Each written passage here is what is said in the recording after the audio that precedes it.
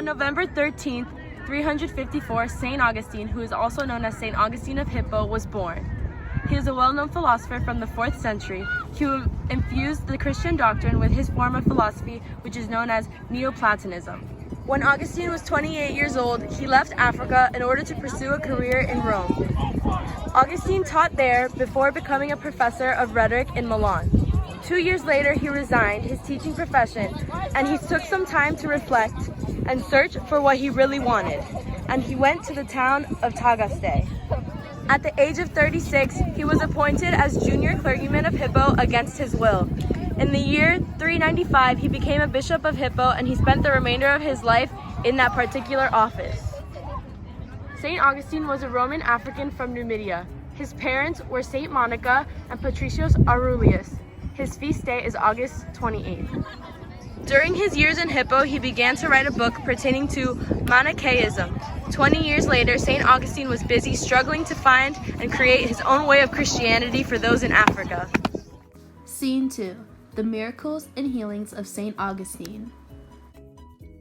There are few stories that record Augustine performing miracles to others. However, in his writings, he does mention the many he witnessed in his lifetime. The bones of St. Stephen were one taken on a tour in Africa where Augustine lived, and many people knew this and wanted to be present to see if miracles could occur.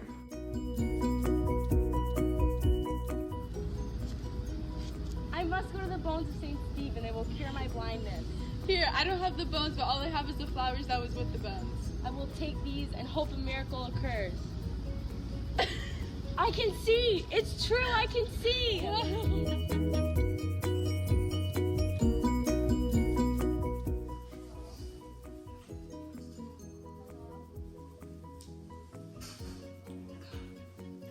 Christ, receive my spirit.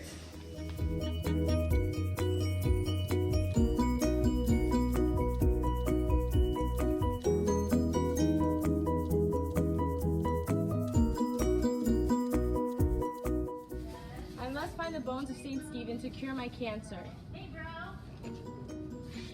I have been healed! It's true! Contributions to the Church.